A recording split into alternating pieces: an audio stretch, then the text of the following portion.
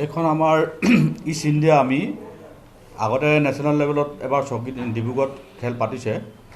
আমি east India হিচাপত ডিব্ৰুগড়ত আজিলৈকে খেল পতা নাই। এইবাৰে আমি প্ৰথমবাৰৰ কাৰণে আমি হাতত লৈছোঁ আৰু আমি ভাবোঁ সকলো ডিব্ৰুগড়বাসীয়ে এই প্ৰগ্ৰেম যাতে চাবলৈ আহে, চাই আমাৰ বাহিৰৰ যিসকল বডি বিল্ডাৰ আহিব সকলোৱে চাই মনোৰঞ্জন আৰু ভাল উপভোগ কৰিব পাৰিব। আমাৰ এই খেলখন ইষ্টাৰ্ণ ইণ্ডিয়া খেলখনৰ প্ৰাইজ মনি আছে। আমাৰ ওমেন ফিটনেছ মানে men fitness, senior body building 7টা কেটেগৰী আছে। সকলো বিভাগতে সকলো ৱেইট কেটেগৰীত আমি 5জনক আমি প্ৰাইজ মনি দিম আৰু অভাৰঅলটো আমি এটা ভাল এমাউণ্ট দিম। এতিয়ালৈকে আমি কনচাল্ট কৰি আছোঁ, কালেকশ্যনো তেনেকৈ হৈ আছে। এতিয়ালৈকে আমি সেইকাৰণে পইচাটো আমি এটা এনেই গ্ৰুপত ফাৰ্ষ্ট প্ৰাইজ 6,000, ছেকেণ্ড 5,000, 3,000, 2,000 তেনেকৈ আমি ভাবি থৈছোঁ। সেইখিনিতো দিয়া হ'ব। যদি তাৰ ওপৰতো আমাৰ পইচা যদি অলপ আমাৰ ভালকৈ আমাৰ উঠে তেতিয়া আমি সেই প্ৰাইজবোৰ আমি বঢ়াই দিম বুলি ভাবিছোঁ। আৰু আমাৰ এই লগত মেডেল, ট্ৰফি, চাৰ্টিফিকেট এইবোৰ দিয়া হ'ব। আৰু কৈছোঁ এই ল'ৰাবোৰ যিবোৰ আমাৰ আজি অসমৰ বহুত ল'ৰা ছোৱালীও আহিব আৰু যোনে যোনে মানে এতিয়াও আমাক কণ্টেক্ট কৰা নাই, আমাৰ কণ্টেক্ট নাম্বাৰ দিয়া হৈছে, ফেচবুকতো দিয়া হৈছে, ছ'চিয়েল মিডিয়াত। সকলোৱে যাতে কণ্টেক্ট কৰি এই খেলখনলৈ আহিব যোগাযোগ কৰে। আৰু আপোনালোকৰ মিডিয়াৰ মানুহখিনিকো ধন্যবাদ জনাইছোঁ। আজি ইলেকশ্যনৰ সময়ত আহি আপোনালোকে আমাক এইটো সময় যে দিছে তাৰ বাবে মই বহুত ধন্যবাদ জনাইছোঁ। আৰু আপোনালোকে আমাক এই খেলখন মানে আমি যাতে এডভাৰটাইজিঙৰ কাৰণে বা এনেকৈ কামত যাতে সকলো অসমৰ মানে ইণ্ডিয়াৰ যাতে কোনে কোনে এই খেলখনৰ প্ৰভাৱ পৰে বা আমাৰ প্ৰচাৰ হয় তাৰ কাৰণে আপোনালোকে যাতে সেইটো চেষ্টা কৰে। বাহিৰৰ পৰা আমাক এতিয়ালৈকে কণ্টেক্ট কৰি আছে। বাহিৰৰ পৰা আমাৰ টোটেল 100 প্লেয়াৰ মানে মেন এণ্ড ওমেন 100 প্লেয়াৰ হ'ব বুলি আমি ধৰি থৈছোঁ। এতিয়ালৈকে 35জনে ৰেজিষ্ট্ৰেশ্যন কৰিছে আৰু বাকী আহি মেলি ৰেজিষ্ট্ৰেশ্যন কৰিব বুলি আমাক টিকেট চিকেট কাটিলোঁ, এইবোৰ আমাক কৈছে। একেদিনাই হৈ যাব, কাৰণ আমি চকিটিং ফিল্ডত আমি মানে বহুত দেৰিকৈ হ'লেও আমাক DC ছাৰে ক'লে যে আপোনালোক খেলৰ কাৰণে পাৰ্মিশ্যন দিব। আমি সেইকাৰণে 2টা বজাৰ পৰা আমি খেলখন ষ্টাৰ্ট কৰিম দিনৰ। তেতিয়াহ'লে 2টা বজাৰ পৰা আমি ষ্টাৰ্ট কৰাৰ লগে লগে আমাৰ প্ৰথমতে আমি মেন ফিজিক 2টা কেটেগৰী ষ্টাৰ্ট কৰিলোঁ। তাৰপিছত আমি ওমেন ফিটনেছ কৰিলোঁ, ওমেন ফিজিক কৰিলোঁ। তাৰপিছত মেইন যিটো ছিনিয়ৰ বডি বিল্ডিংটো সেইটো আমি লাষ্টলৈ আমি ষ্টাৰ্ট কৰিম। আমি ভাবিছোঁ আমাৰ যিটো হেৰি আছে আমি 9টামান বজাৰ ভিতৰলৈকে আমি শেষ কৰিবলৈ চেষ্টা কৰিম। তাৰমানে 2টা বজাৰ পৰা আমাৰ পূৰা ষ্টাৰ্ট কৰিম।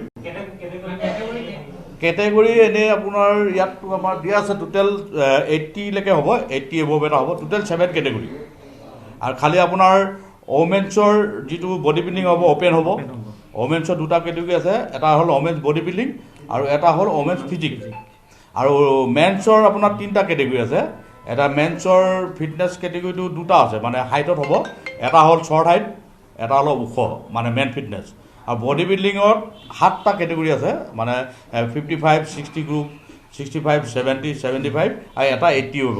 আৰু প্ৰত্যেকটো চেম্পিয়নত 5জন player first, second, third, fourth, ফিফ্থলৈকে আমি প্ৰাইজ মনি আমি আৰু চাৰ্টিফিকেট দিম। বয়সটো ছিনিয়ৰটো আপোনাৰ মানে ছিনিয়ৰটো আপোনাৰ যেতিয়া মানে 20 ইয়েৰ্ছৰ পৰা মানে 70, 80লৈকে ছিনিয়ৰ চব মানে খেলিব পাৰে। বয়সৰ কোনো তাত আমাৰ সেইকাৰণে এটাই মানে ছিনিয়ৰ খেলোৱা হৈছে। সাধাৰণতে জুনিয়ৰ হ'লে এটা বয়স সীমা থাকে, 21ৰ পিছত তলৰ গ্ৰুপ ওপৰখিনিয়ে খেলিব নোৱাৰে। মাষ্টাৰ্ছ খেলিলে 40, 50, 60ৰ ৱেটত থাকে। কিন্তু এই ছিনিয়ৰত মানে অ'পেন থাকে, চব প্লেয়াৰ চব বয়সৰ মানুহে খেলিব পাৰে।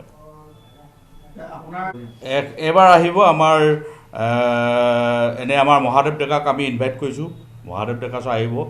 আৰু 2 নম্বৰ আমাৰ কুশল চাংমাই মিষ্টাৰ ইউনিভাৰ্ছ, তেখেত 2-3বাৰ মিষ্টাৰ ইণ্ডিয়া হয়, মিষ্টাৰ ইউনিভাৰ্ছো হৈছে, তেখেত উপস্থিত থাকিব। আৰু আমাৰ এছ'চিয়েশ্যনৰ IFBBৰ প্ৰেছিডেণ্ট গৌতম কলিতা, তেখেতো নগাঁৱৰ, তেখেত বহুত মিষ্টাৰ ইউনিভাৰ্ছ তেখেতো হৈছিলে প্ৰথম আমাৰ অসমৰ, তেখেত মিষ্টাৰ ইউনিভাৰ্ছ হৈছিলে মহাদেৱ ডেকাৰ লগত। তেখেতো আমাৰ এই খেলখনত উপস্থিত থাকিব।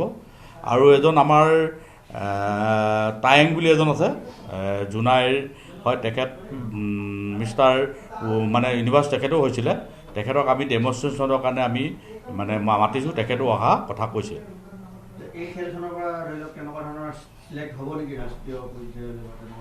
এইখন খেলৰ পৰা আমাৰ নেশ্যনেল লেভেললৈ যাব। নেশ্যনেল মানে আমাৰ এইখিনি ষ্টেটৰ প্লেয়াৰখিনি চিলেকশ্যন কৰা হ'ব। ইয়াত ষ্টেটৰ প্লেয়াৰখিনি ষ্টেটত আমাৰ নেশ্যনেলত খেলিব, আৰু ষ্টেটত ইয়াত যিখিনি চেম্পিয়ন হ'ব সেইখিনিও আমাৰ নেশ্যনেল প্লেয়াৰৰ কাৰণে আমি লৈ যাবলৈ আমি সিহঁতক লিষ্ট বনাম, তাৰমানে যিখিনি উইনাৰ হ'ব নেশ্যনেল লেভেলত খেলিব এইবোৰ চব, আৰু তাৰ পৰা আমি ইণ্টাৰনেশ্যনেল লেভেললৈ লৈ যাম। কি কৈছে? ওমেনৰ ক্ষেত্ৰত আমাৰ এনেই আছে বহুত, আমাৰ ৱৰ্ল্ড খেলাৰো আমাৰ ওমেন আছে, তেখেতলোকতো পাৰ্টিচিপেট কৰিম বুলি কৈছে, তেখেতলোকৰো অহা কথা কৈছে। এতিয়া অলৰেডি 2-3জনী ওমেনছে টিকেট কাটিলে, তেখেত অহাৰ পিছতে আমি মানে তেখেতলোকক সম্বোধন জনাই আমি সন্মান দিম তাত, আৰু তেখেতেকে খেলৰ ৰিপ্ৰেজেণ্টেটিভো কৰিব। তাৰমানে যোগাযোগ নাম্বাৰ আমাৰ অলৰেডি ফেচবুকতো দিছোঁ, বেনাৰতো দিছোঁ। নাম্বাৰকেইটা এবাৰ এটা নাম্বাৰ কৈ দিছোঁ, যোগাযোগ নাম্বাৰ 9395054734। এইটো নাম্বাৰত যোগাযোগ কৰিলে পাবই, এইটো নাম্বাৰ ল'ব পাৰে। ৰেজিষ্ট্ৰেশ্যন 1000 আৰু মানে সকলো অসমৰ প্লেয়াৰ আৰু আমাৰ ইষ্ট ইণ্ডিয়াৰ প্লেয়াৰ সকলোকে এটা মই ৰিকুৱেষ্ট কৰিছোঁ, সকলোৱে যাতে এই খেলখন আমাৰ ডিব্ৰুগড়ত আহক, আমাৰ ডিব্ৰুগড়ৰ পৰিৱেশটো চাওক, আমাৰ ডিব্ৰুগড়ৰ ৰাইজক আহি আপোনালোকে চাওক কিমান আহি মেলি এই খেলখন উপভোগ আপোনালোকে খেলিলে আমাৰ ডিব্ৰুগড়বাসীৰ কাৰণে বহুত এটা ভাল লাগিব। মানে আপোনালোক আমাক আহি জইন কৰি এই খেলখন যাতে খেলিব লাগে।